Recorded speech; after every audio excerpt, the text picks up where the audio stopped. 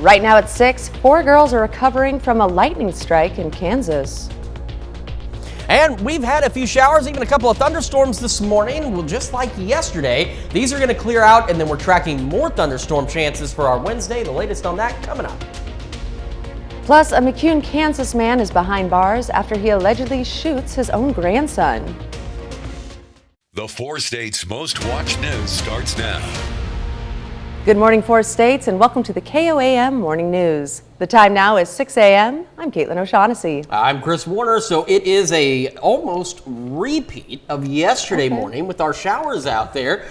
It was almost a repeat of the Monday we had in this studio, but the good news is we've had our coffee now and things have balanced out. Let's take a look at Skywatch Storm Tracker. You can see some shower activity. We actually did have some light rain around the CJ area and Joplin area as this has moved on. So some of this rain in southwest Missouri is actually occurring, which is good. We need it. And then what is definitely occurring is these showers and thunderstorms down across parts of northeast Oklahoma, now moving into northwestern Arkansas. The severe weather staying well to our southwest for now, and we are just getting some decent rainfall that is eventually going to roll on out of here. However, I said the severe threat stays to our southwest for now because we got more storms coming as we head into the overnight hours tonight. Heading into the overnight hours, we have that chance for some small hail, maybe some gusty winds, and we're talking after 1 a.m. So what we're going to do is we're going to take a trip down the road. Now, as we go through the rest of today, we're going to clear out. We're going to be more seasonable, so that means it is going to be a bit hotter, right around 90. And then as we head into the early morning hours, we'll start off with a few scattered thunderstorms, and some of these could be strong. And then we'll see a bigger complex of storms right about the time the KOAM Morning News starts, rolling into the area, and these could be strong, possibly low-grade severe, and these batches of storms are expected to continue with us through about noon. Then they'll clear out. There's where the question lies. If these storms clear out quick enough and our atmosphere recovers, then as we head into the evening, we're looking at the threat for more severe weather with damaging winds and maybe an isolated tornado. If the atmosphere doesn't recover quickly enough, then we will still see storms and they could still be strong, but the severe threat will be lower. If the atmosphere recovers quickly, very quickly, then we could see slightly more significant severe weather as we head into tomorrow evening. So a lot to watch as we head through our Wednesday. We'll be tracking the storms in the morning, tracking them here in the evening, and we'll have more on your complete forecast and when the big heat returns here in just a few more minutes. Caitlin? Thanks, Chris. In our top story, a southeast Kansas man is behind bars, accused in the shooting death of his own grandson early yesterday morning at his McCune, Kansas home.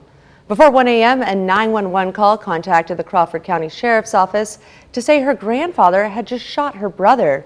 When deputies arrived at the home on 5th Street in McCune, they found 28-year-old Ian Fox of Lexington, Kentucky, unresponsive with a gunshot wound. They tried life-saving measures, but they say the victim did not survive. Yes, that seems to be right now what looks like they were in town visiting, and it's just a tragic event that happened, and that it's one of those things that we're an ongoing investigation to try to see if we can figure out the circumstances, what led to this event. Deputies arrested 70-year-old John Fox of McCune at the scene. He's now at the Crawford County Jail. Sheriff Smith expects Fox to have his first appearance in court today. A Galena, Kansas man faces theft charges. The suspect is 39-year-old Jason Kennedy. Just before 2 a.m., Cherokee County Sheriff's deputies responded to reports of trespassing at a farm outside of Baxter Springs. When authorities arrived, they discovered Kennedy's truck and trailer loaded with stolen property. Authorities have charged Kennedy with theft, criminal trespass, and interference with law enforcement. PETA is asking Bourbon County officials to investigate a local dog breeder in Uniontown. KOAM's Elise Noe has the story. Mary Moore is the owner of Mary's Precious Puppies, a business she's had since 1969. I was the 5th one in the United States to get USDA license. In May, Moore's kennel received 7 inspection reports from the USDA. The reports detailed the kennel's inaccurate inventory of dogs on the premise and veterinarian care concerns that got the attention of PETA. It's a particularly severe case of suffering and a disregard for veterinarians and officials' input. On Monday, PETA sent a letter to the Bourbon County attorney asking them to investigate and persecute Moore. They say her actions may violate Kansas's anti-cruelty statute. And when we see a pattern of cruelty to animals that's going unaddressed by the feds, and which we know that they're not reporting to local law enforcement, we try to bring this information to the local police and prosecutors. Morse says the reports only mention small issues that she says shouldn't have been bothered with. Well, there was nothing I could do, no matter what I did. I couldn't please the state. They'd be here at 9 o'clock the next morning, and I hadn't got out there yet, and they'd write me up on everything. In early June, the USDA removed all of her kennel dogs from the premises, though she still owns her own personal dog. That's what I lived for, was my dogs. And I have no income now. I haven't got any income since they took them. The Bourbon County Attorney's Office was not able to make a statement on PETA's letter. Reporting in Uniontown, Elise Noe, KOAM News. At this time, the USDA has not revoked Moore's license, and Moore says she does not know where the dogs now live. 4 girls are recovering from a lightning strike in Kansas. It happened on Saturday around 10:45 a.m. in Mays County, just east of Salina. Authorities say the girls were in the water at Blue Hole Water Park when the lightning struck them. All 4 girls were taken to the hospital. The Neosho Police Department wants to warn residents about a new scam. Some people in Neosho have reported that a person posing as a technician for DirecTV has asked to enter their homes. The person claims to be there to help lower the homeowner's bill, but asks for a fee up front. DirecTV has confirmed this is a scam and that customers should be aware. And that's a look at this morning's top stories and weather in our first 7 minutes.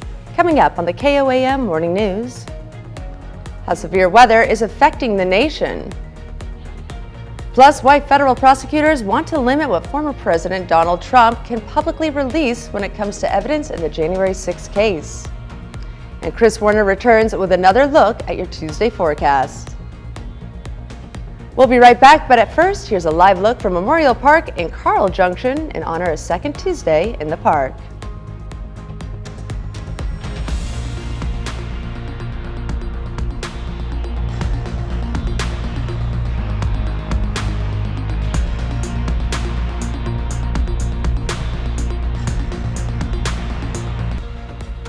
Topping Nation Watch this morning, federal prosecutors want to limit what former President Donald Trump or his lawyers can publicly release when it comes to the evidence in the January 6th case. Yesterday, Trump's legal team argued in a court filing that prosecutors' proposed protective order aimed at preventing the public disclosure of evidence is too broad and would restrict his First Amendment rights. Special counsel Jack Smith fired back, urging the judge to reject the Trump defense's proposed changes. And a former Minneapolis police officer was sentenced to nearly 5 years in prison for aiding and abetting manslaughter in the 2020 killing of George Floyd. At the sentencing, Tao Thao defended his actions, saying he didn't do anything wrong. The judge imposed a harsher sentence than prosecutors requested, saying he'd hoped the former officer would have shown more remorse. And President Biden is set to sign a presidential proclamation today in northern Arizona to establish close to 1 million acres of land around the Grand Canyon as its own national monument. The move is aimed at protecting the ancestral land that several Native American tribes in that area consider sacred. And a summer of severe weather hasn't let up. Thunderstorms and possible tornadoes turned deadly as the system brought heavy rain and strong winds to the East Coast. At least 2 are confirmed dead. 1 person hit by lightning in Alabama, another killed when a tree fell on them in South Carolina. CBS News' Jared Hill has the latest. Wild weather walloped the country from Indiana to Maryland. Outside of Baltimore, a huge tree sliced through the home of a couple in their 70s. Their son, grateful, both made it out with just minor injuries. Probably would have been killed. Like I said, somebody was looking out for them, and I'm glad they did. In Tennessee, strong winds ripped roofs off this apartment complex near Knoxville. Hundreds forced to find somewhere else to stay. My power flickered, and at that point, I just grabbed him and we got in the bathtub. At one point along the East Coast, nearly 1 million people were without power Monday night. In West Virginia, storms dropped hail the size of golf balls. This is really bad. And enough rain to turn roads into flood zones. At Atlanta's Hartsfield-Jackson Airport, Long lines as storms forced ground stops along the East Coast. According to FlightAware, more than 8,000 flights were delayed, 1,700 canceled Monday. Bags had already been checked. I still at this point do not have my checked bags. While the East dries out from the rain, this summer's stretch of scorching heat turned forests into firewood in Johnson County, Texas. The heat index in the triple digits, adding another layer of danger for firefighters. They may only be able to work for 15 minutes before they have to go cool off. Another punch as a summer of severe weather continues to wreak havoc. Jared Hill, CBS News, New York.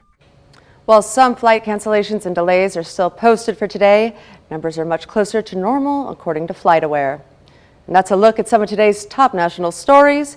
Here's Chris with a look at your forecast. Yeah, we've had some scattered showers, even a couple of rumbles of thunder out there this morning, especially in northeastern Oklahoma. That activity will clear out. Our Tuesday looks pretty good, and then we're watching the possibility of some severe weather as we head into our Wednesday. We're going to take a complete look at that forecast when the KOAM Morning News returns. Welcome back to the KOAM Morning News. Coming up on 6:16 on this Tuesday morning across the 4 states. We're taking a look at the Skywatch Storm Tracker, and as you can see, we have a few showers into parts of southwest Missouri. We have some showers out south of Wichita that might clip parts of Elk and Chautauqua counties as they move on off to the south and to the east. And then we have this batch of strong to severe thunderstorms well off to our southwest. All that severe weather for the time being is going to stay down there. However, our severe weather chances are going to begin to increase a bit as we head into Wednesday. But there's a lot to talk about with the Wednesday severe weather threat. There's some variables here. This is for overnight tonight. After about 1 a.m. or so, we're going to see some thunderstorms begin to develop.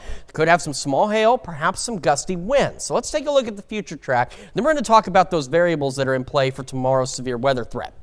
We go through the afternoon. We're looking pretty good. Similar to yesterday, mostly clear skies, pretty decent, a bit on the breezy side, a little hotter because temperatures are going to get more seasonable as we get closer to 90. Here we are early tomorrow morning. We start off with a few scattered showers and thunderstorms. Those still could be strong with the small hail and gusty winds. Then we see a bigger complex that's expected right as the KOAM Morning News starts, and it will roll through the area, and we'll have these thunderstorm chances with us through about noon. This is where we could see some additional strong storms with some small hail and gusty winds. So here comes the variable. If these storms clear out, say before noon, and our atmosphere recovers enough, we could see a second round of severe thunderstorms as we head into the evening.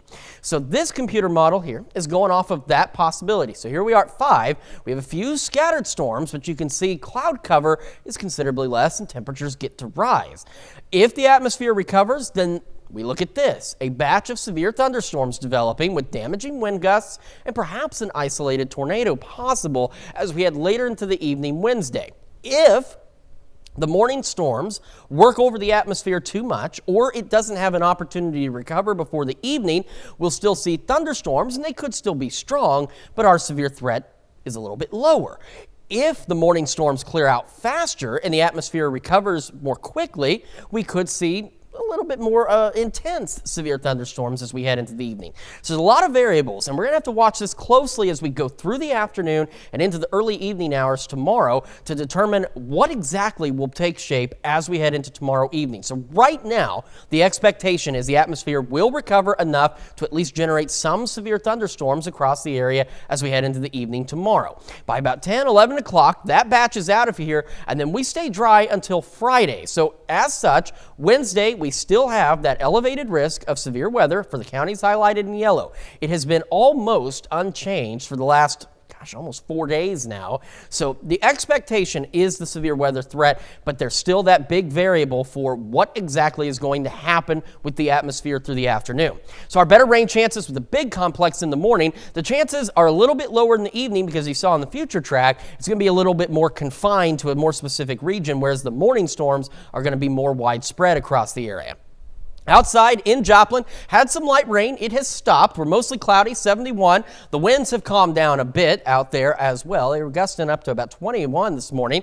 66 Iola, 68 Pittsburgh, 69 Lamar, 74 Miami, and 70 Neosho, so not a bad start. Again, for our friends down to the south, few showers, maybe a couple thunderstorms. The rest of us, partly cloudy. We'll go upper 70s by late morning. Our highs today, again, seasonable but hot, right around 90 under mostly clear skies. And as we head into the evening, again, increasing clouds, thunderstorms overnight. We go back into the mid-70s. We'll have more storm chances as we go into Friday, Sunday, and Monday. And unfortunately, yeah, look at that. Temperatures begin to rise as well, back into the upper 90s. That's Check Your Forecast. We'll be back with Health Watch right after this. Topping Health Watch this morning, 2 people with an extremely rare condition met for the first time after they each received double lung transplants at Northwestern Medicine in Chicago. Jared Hill has this 1 in a million story. 27-year-old Jahaira Vega says she felt like a prisoner in her own body, suffering from a rare disorder called primary ciliary dyskinesia, or PCD. It causes mucus to build up. Best way to describe it, like a bird in a cage. You know, you can still hear the bird sing, and it sings a beautiful song, but the song is still very sad. She also has situs inversus, another rare condition where the body's organs are positioned in reverse of normal anatomy. Her PCD worsened, and in April, surgeons at Northwestern Medicine performed a double lung transplant. You have to tailor them to fit into this chest cavity, which is essentially a mirror image of itself. Situs inversus affects 1 in every 10,000 people. And despite those odds, 50-year-old Dennis Deere, who has the condition as well, had the same transplant surgery less than a month later. He needed new lungs because inflammation and scarring had him on oxygen and struggling to breathe. Throughout my entire process, I had been wondering what it would feel like to take the first breath. It was exhilarating. Deere and Vega hope their stories encourage people to sign up as organ donors. Somebody out there saved my life, helped me to continue to be a father to my young daughter there. Many people with situs inversus only learn they have it when they receive medical attention for an unrelated issue. Jared Hill, CBS News. Deere had to lose more than 100 pounds before he could get on the transplant list. He's celebrating his 51st birthday, as is the doctor who did the transplant surgery.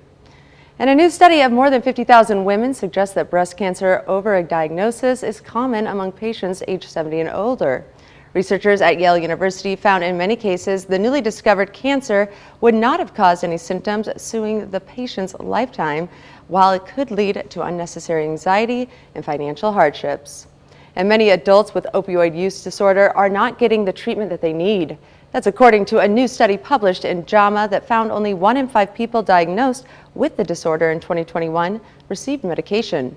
Groups that are least likely to get treatment include Black adults, women, those who are unemployed, and those living in small towns or rural areas. Doctors stress the drugs are safe, effective, and can prevent overdose deaths. And a new look at data from 116 countries shows that rising air pollution levels are linked to an increased resistance from antibiotics. Researchers believe the air is a direct pathway for antibiotic-resistant bacteria. They say controlling air pollution could lead to reduced deaths from infections. And that's a look at some of today's top health stories. You're watching the KOAM Morning News. And we are watching showers continuing mainly in northeastern Oklahoma, but a few into southwest Missouri. We are watching the possibility of strong to severe thunderstorms overnight tonight and again tomorrow evening. We'll have another look at your forecast when the KOAM Morning News returns. Right now at 6:30, we have the latest developments from the Joplin City Council meeting, including naming several bridges after fallen officers. We've had a few scattered showers, even a couple of rumbles of thunder out there this morning. That will clear out, leaving us with a great Tuesday, but severe weather could be on the horizon. We'll take a look at that forecast coming up. Also, a Hope Kitchen in Neosho receives a big helping hand. The 4 states' most watched news starts now. Good morning and welcome to the KOAM Morning News. The time now is 6:28 a.m. I'm Caitlin O'Shaughnessy. I'm Chris Warner. So almost a repeat of yesterday with Just some about, of the showers yes. out there, but not that it's a bad thing. We absolutely need the rain. Yes, we do, Chris. So when are we going to get it? Well, we're going to get more as we head into our Wednesday. Unfortunately, it seems like any opportunity we have for rain seems to come with that tag of severe weather being a possibility. We're watching these showers continue to exit the region. We're still getting some showers into parts of southwest Missouri and back in northeast Oklahoma and northwest Arkansas, all part of this bigger complex where there have been some strong, even severe thunderstorms off to our southwest, and the severe weather, at least for today, will remain confined away from us. However, as we head into the overnight hours, we've got a low wind risk for some small hail and perhaps some gusty winds with some storms we're expecting early tomorrow morning. So as we go through today, we're looking pretty darn good. We're going to clear out. We're looking a little more seasonable. So that means it's going to technically be hot as we get close to 90 degrees today. Then as we go into the evening and overnight, after about 1, 2 a.m., we'll see a few scattered storms initially. Some of these could be strong with the small hail, the gusty winds. Then we'll see this bigger complex right around 5 a.m. start to roll through the 4 states. This is a better opportunity for more strong storms with some small hail and gusty winds possible. This complex will last with us through about noon. Once it clears out, some uncertainties, some variables here. If our atmosphere recovers enough, then we do have a new severe threat that will develop later in the evening, say around 6, 7 o'clock. This would bring damaging wind gusts and the potential for an isolated tornado or two. That is if our atmosphere recovers enough tomorrow. Now, the thinking has been over the last several days that it will, and as such, it will set the stage for additional severe weather development. But it's something we have to watch very closely through the afternoon tomorrow, because if for any reason the storms in the morning last a little longer or the clouds don't clear out fast enough, we'll still see thunderstorms in the evening Wednesday. The severe threat will be lower. And those storms will eventually clear out by about 10, 11 o'clock. So as such, we still have the elevated risk for severe weather across a good portion of the area tomorrow. This area has remained relatively unchanged for the last about 4 days or so. But again, it's all dependent on how quickly our atmosphere can recover tomorrow. So our better chances for rain, of course, with the bigger complex in the morning hours. And then we have the scattered storms as we go into the afternoon and evening. And then the evening chances, they're a little bit lower because you saw on the future track, it's going to be a little bit more confined into parts of extreme southeast Kansas and into southwest Missouri. But we will keep a very close eye on those thunderstorms as they develop. Right now in Joplin, as you can see, we are mostly cloudy. It's 71, so a bit warmer than yesterday, but not a bad start to the day. And same with temperatures around the area. We've got 68 Fort Scott, 66 Iola, 71 Neodesha Parsons, 74 in Miami, and 71 in Neosho. So as we get our morning started, again, for our friends down to the south, south of I-44 here, maybe a couple showers, a couple thunderstorms hanging on. Otherwise, we're going to start to be partly cloudy, upper 70s by late morning. And as I mentioned, our temperatures are hot, but they're still seasonable. They're not terrible yet. As we go right around 90 degrees, skies will continue to clear, and we will have a pretty decent evening. Then we reverse. Clouds begin to increase through the evening, and we'll go back mid-70s by 10, mid-70s overnight. Then we'll see those thunderstorm chances increasing overnight as well. Watching the thunderstorms tomorrow, still seasonable those. We stay in the lower 90s. Pop-up storms Friday, Sunday, and Monday. But take a look. Our temperatures, unfortunately, begin to climb. We get back into the upper 90s, close to 100 as we kick off the next work week. That's a quick check of your forecast. We're going to send it over to Caitlin now for a check of today's headlines. Thanks, Chris. We told you last week about Donna Bray, a Joplin resident whose home is on the list to be demolished. She's been fighting to have it removed, and yesterday she went before the city council to advocate directly for that. No action was taken last night, however, and you can find out more about her story on our website, KOAMnewsnow.com. Another item on the council's agenda yesterday, renaming bridges after officers killed in the line of duty. The bridges on 1200 East 20th Street will now be known as Officer Jake Reed Memorial Bridge. The one on Loop 44 Rangeline Road will be renamed Corporal Ben Cooper Memorial Bridge. Reed and Cooper were shot in an incident in March of 2022 and died from their injuries. A third bridge, this one on Connecticut Avenue crossing over I-44, will be renamed the Officer Timothy Nielsen Memorial Bridge. Nielsen died from injuries sustained in a natural gas explosion in 2004. The Joplin Council also honored a longtime resident of the city. Betty Smith has lived in Joplin since 1929. She's well known in her community for being a neighbor, a historian, and an outstanding citizen. Yesterday, she was honored through a video for her ongoing service in the community. And the Hope Kitchen in Neosho gets a hefty helping hand. Arvis Bank donated a $5,000 check to the Hope Kitchen Community Ministry. The bank seeks to provide funding to those who are actively working to create a positive change for others. The donation helps the ministry with their goals of providing food and caring for the community. The goal here at Hope Kitchen is to rescue those who are hurting, those who are lonely, those who are confused, those who feel like they're at their lowest point and they just don't know what to do. So they come in here, we try to offer them some hope through a meal. The $5,000 grant will help pay for interior and exterior paint. And health officials in the Sunflower State turn their focus to vulnerable children and adolescent populations ahead of this year's school year. Community Health Center of Southeast Kansas hosts its annual school-based health conference. The conference gives Southeast Kansas health staff an opportunity to connect with fellow school-based healthcare professionals and advocates across the state that focus on vulnerable children and adolescents. Community Health Center of SCK brings healthcare directly to schools across Southeast Kansas and Oklahoma, and SBHC clinics in Montgomery, Allen, Cherokee, Crawford, and Ottawa counties. The Community Health Center of Southeast Kansas hosts its annual school-based health conference. It's a chance for school healthcare professionals to learn techniques that focus on vulnerable populations to ensure all students have the best opportunity to learn. To get ready for school so they can learn and feel good when they're learning. We've seen that children, and I think, Krista has shown this over the years, but these children had not been vaccinated to go to school.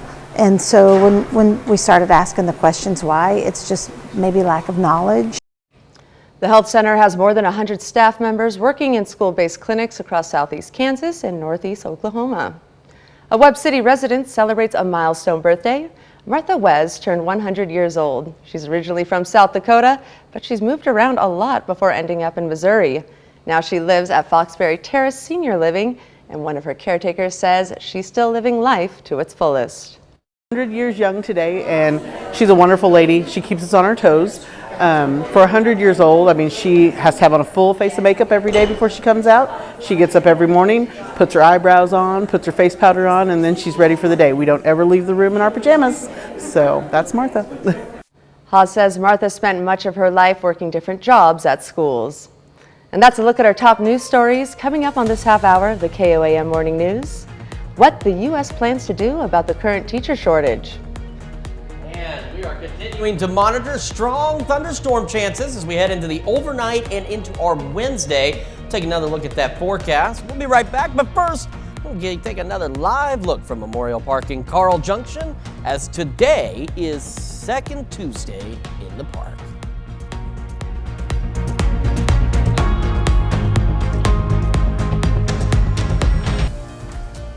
In Consumer Watch this morning, the new school year is upon us and many schools are still on the hunt for new teachers.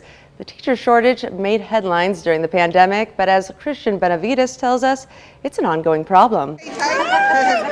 Job seekers were a welcome sight at this recent employment fair in Stockton, California. The school district is trying to attract new teachers with signing bonuses of up to $10,000 and six-figure salaries. They're just unheard of as far as the amounts of money that we're offering. The teacher shortage that peaked during the pandemic continues in many parts of the country, including Florida, where there are more than 5,000 unfilled positions. The health of the teaching profession is at or near its lowest point in the past 50 years. Melissa Arnold-Lyon co-authored a report on the state of the teaching profession and says money is a big reason why. A study last year found average teacher salaries have actually dropped almost 8% when adjusted for inflation. According to the National Education Association, Florida ranks 48th in pay, with teachers making an average of $51,000 a year. At the same time, teachers feel overworked and underappreciated. Many more teachers are saying that if they could do it all again, they would not become teachers. Many more teachers are saying that the stress of the job is not worth it. Not only are teachers leaving the profession, many young people don't want to join it. A nonprofit in Philadelphia is trying to change that with a program allowing college students like Shamar Long to become teaching fellows. I love that I kind of get to have the opportunity to speak to students that may not have ever had a black male teacher in a classroom. So far, 450 fellows have gone through the program, and 3 out of 4 have become educators. Cristian Benavides, CBS News, Fort Lauderdale. Paramount has struck a deal to sell book publisher Simon & Schuster to KKR, a private equity firm, for more than $1.6 billion. The agreement comes after a federal judge in November blocked the publisher's purchase by Penguin Random House over antitrust concerns. Paramount Global, which owns Simon & Schuster and is the parent company of CBS News, says Simon & Schuster will become a standard private company after the all-cash deal is completed. And the Mega Millions jackpot is reaching over $1.5 billion heading into today's drawing. That's the largest in the game's history. The odds of winning the Mega Millions jackpot are approximately 1 in 302 million. Mark Glickman, a statistics lecturer at Harvard, says it's best to focus on picking numbers that are completely random.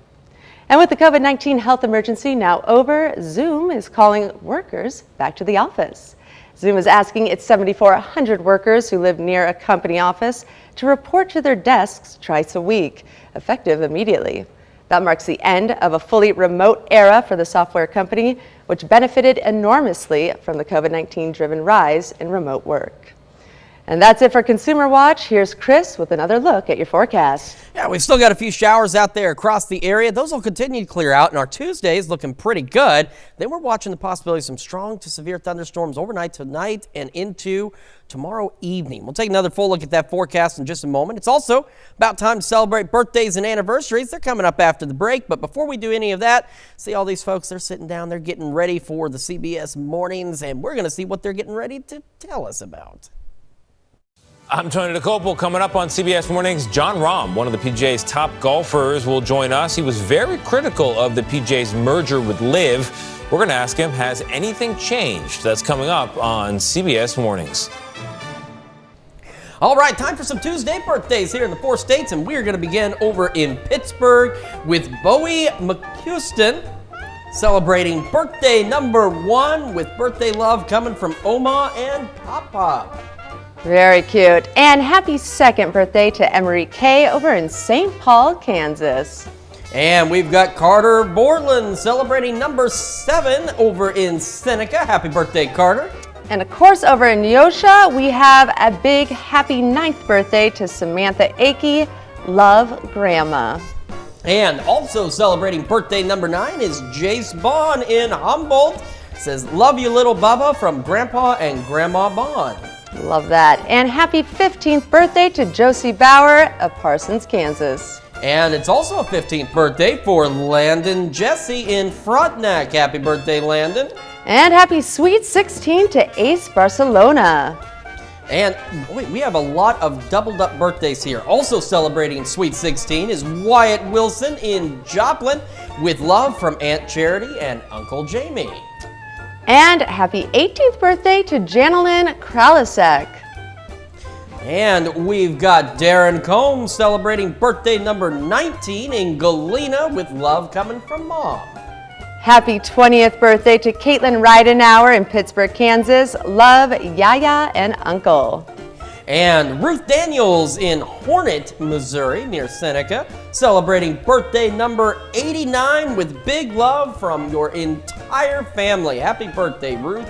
And happy 71st birthday to Patricia Christie out in Fort Scott, Kansas. Hope it's a good one, Patricia. All right, that list was considerably better, and there were considerably more photos, and we want more of them. Caitlin, how do they do it? Well, all you got to do is submit your birthdays and anniversaries right on over to us at birthdays@KOAMnewsnow.com. Be sure to include pictures and special messages you want us to read right here on the morning show. All right, and of course, if you go to our website, you know what else is over there? Well, it's the KOAM Birthday Club. It is super easy to sign up for, or I've been told this at least. And you know what else comes with the Birthday Club? Special deals from local businesses, and more importantly, a special birthday message from your friends here at KOAM. So head over to KOAMnewsnow.com and take a moment to sign up for the Birthday Club today.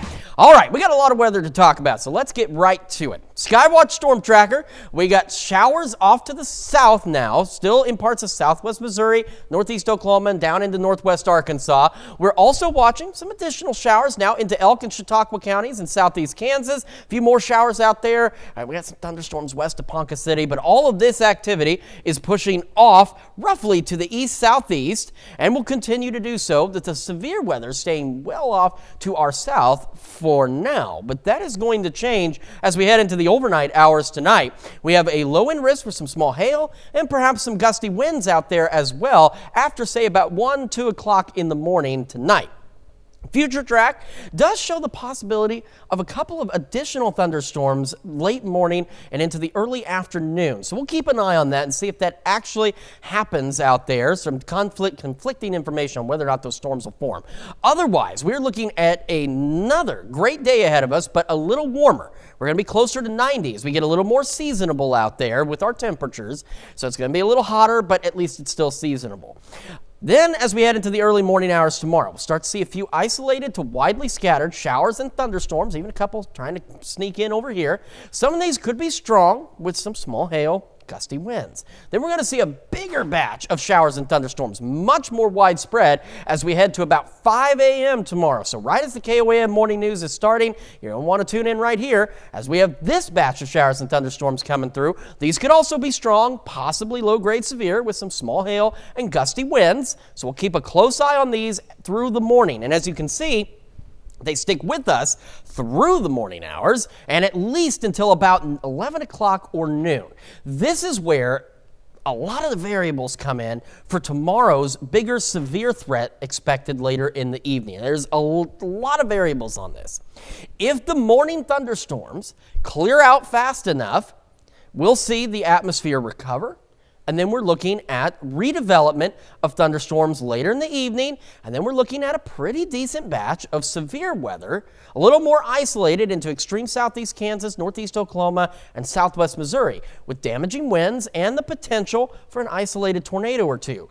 If the atmosphere does not recover enough ahead of the evening hours, we'll very likely still see thunderstorms. They could still be strong, but our severe threat's a little lower. However, if the morning storms clear out a little faster or the skies clear faster, then we could see a slightly more intense batch of severe thunderstorms tomorrow evening. There's a lot of factors going in this. We've got to watch this very closely as we go through the afternoon, because again, if we get too much cloud cover through the afternoon hours tomorrow, then this won't really materialize to much more than just some much needed rainfall. But if we get enough sunshine, we recover enough, then we could be watching out for some pretty intense thunderstorms tomorrow evening. So something we're going to keep a very close eye on. By about 10 o'clock or so, that batch of storms moves on out of here, and then we stay clear for our Thursday. Now, we at this point still have the elevated risk for severe storms for the counties highlighted in yellow. And as I've mentioned earlier, this area has remained virtually unchanged for the last 3 or 4 days now. So it's expected that the atmosphere will recover, and it's expected that those storms will develop, but we've just got to keep a close eye on it and exactly what happens as we head through the afternoon tomorrow. We've got better rain chances in the morning tomorrow simply because we've got that more widespread thunderstorm complex through the morning hours. Chances taper off. We had some scattered storms, and the evening chances, the reason they're a bit lower is because, as you saw in Future Track, they're expected to be a little bit more confined and not nearly as widespread as the morning storms. Right now in Joplin, it is mostly cloudy, starting to clear a little bit, sitting at 71, so warmer than yesterday, but still not bad. That puts us about right where we should be for this time of year and for this time of day. Again, not a bad start out there. We got 65 Iola, 68 Fort Scott and Nevada, 72 Chanute, 71 Neodesha and Parsons, 73 in Chautauqua, 74 Miami, 71 Neosho, 70 Carthage, 69 in Lamar as you get your morning started. So again, not a bad morning. We've had some gusty winds off those storms to the south, but they're beginning to calm down a bit around the area. As we get our morning started, we are going to continue to see again down to the south of I-44, some stray showers, maybe a couple of rumbles of thunder out there. The rest of us are going to be under those partly cloudy skies, and we'll begin to warm into the upper 70s by late morning. We do have a pretty warm day ahead of us as well. with highs, again, right around 90 degrees. So we're getting hot again, but we're staying seasonable. We got mostly clear skies as we head into the afternoon, and as we go into the evening, clouds will start to increase late evening ahead of the overnight thunderstorms. As you can see, our temperatures don't fluctuate that much once we get under the cloud cover and we get the storms in here as we go back into the mid-70s. We'll have another look at your forecast, including that 7-day and the news you need to know right after this. And when the KOAM Morning News switches on over to Fox 14, a boy from Rock County set out to raise $2,000 for his brother's cancer treatment. We'll have that story. Here's a check of today's top headlines, the news you need to know before you head out the door. A Southeast Kansas man is behind bars, accused in the shooting death of his own grandson early yesterday morning at this McCune, Kansas home. Before 1 a.m., a 911 caller contacted the Crawford County Sheriff's Office to say her grandfather had just shot her brother. When deputies arrived at the home on 5th Street in McCune, they found 28-year-old Ian Fox of Lexington, Kentucky, unresponsive with a gunshot wound. They tried life-saving measures, but they say the victim did not survive.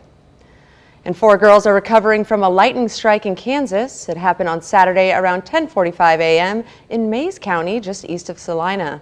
Authorities say the girls were in the water at Blue Hole Park when the lightning struck them. All 4 girls were taken to the hospital. The bridge on 1200 East 20th Street will now be known as Officer Jake Reed Memorial Bridge. The one on Loop 44 Range Line Road will be renamed Corporal Ben Cooper Memorial Bridge. Reed and Cooper were shot in an incident in March of 2022 and died from their injuries. A third bridge, this one on Connecticut Avenue crossing over I-44, will be renamed the Officer Timothy Nielsen Memorial Bridge. Nielsen died from injuries sustained in a natural gas explosion in 2004. And the Joplin Council honors a longtime resident of the city. Betty Smith has lived in Joplin since 1929. She's well known in her community for being a neighbor, a historian, and an outstanding citizen. Yesterday, she was honored through a video for her ongoing service to the community. And that's a check of today's top headlines, the news you need to know before you head out the door. All right, let's take a look at that 7-day forecast. Again, near 90 today. We've got that strong to severe thunderstorm threat tomorrow. Low 90s and low 90s again Thursday. Pop-up storms Friday, Sunday, and Monday, and then temperatures begin to heat back up. We go into the upper 90s as we head into the start of next week, and by the middle of next week, I am very sorry to have to be the one to tell you this, but we begin to return to the triple digits once again here in the 4 states. All right, got to prepare for it now then, huh? Well, coming up today at noon, we're making deep dish pizza casserole in the Mr. Food Test Kitchen. That sounds pretty darn good. good. I agree. Yeah, it does. And your morning news, of course, continues right here on KOAM with CBS Mornings. Filmmakers Ron Howard and Ava DuVernay are teaming up to tackle one of the biggest issues in entertainment. First on CBS Mornings, they talk about their new partnership that aims to make hiring in Hollywood easier and more inclusive. Or you can switch on over with us on Fox 14, where your only local morning news continues. This morning, Sheriff Danny Smith and Lieutenant Chris Moore stops by to tell us all about the Duck and Jeep Derby event. And we have multiple interviews coming up. You're not going to want to miss these. We're talking about Ernafest and a barbecue contest and Charlene Patton. There's so much, but that's going to wrap it up for us for now. We will see you back here tomorrow morning at 5 a.m. And we'll see you today at noon.